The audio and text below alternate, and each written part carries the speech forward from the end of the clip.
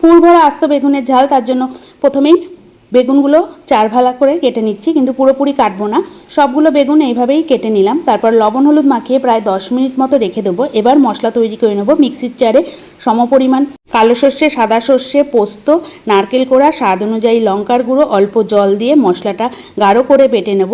মশলা বাটা হয়ে গেছে। মশলার মধ্যে স্বাদ অনুযায়ী লবণ, 1 চামচ হলুদ গুঁড়ো আর 1 চামচ চিনি দিয়ে বেশ খানিকক্ষণ মতো মিশিয়ে এবার বেগুনের মধ্যে চামচ দিয়ে কিংবা হাত দিয়ে পুরটা ভরে নিচ্ছি। সবগুলো বেগুনে পুর ভরা হয়ে গেছে। এবার কড়াইয়ে পরিমাণ অনুযায়ী সর্ষের তেল দিয়ে বেগুনগুলো মিডিয়াম আঁচে 4 থেকে 5 মিনিট মতো এদিক ওদিক করে ভেজে তুলে নেব।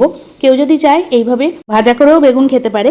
এবার তেলের মধ্যে আবারও সামান্য পরিমাণ তেল দিয়ে দিলাম কালো জিরে ফোড়ন। তারপরে পুরের মশলাটা সামান্য বেঁচে গেছিলো দিয়ে দিলাম, আর দিয়ে দিচ্ছি চেরা কাঁচা লঙ্কা, সামান্য পরিমাণ লবণ আর সামান্য পরিমাণ চিনি দিয়ে বেশ খানিকক্ষণ মতো কষিয়ে মিক্সির জার ধোয়া জল দিয়ে দিলাম। এবার বেগুনগুলো দিয়ে মিডিয়াম আঁচে প্রায় 5 থেকে 7 মিনিট মতো ফুটিয়ে নিলাম।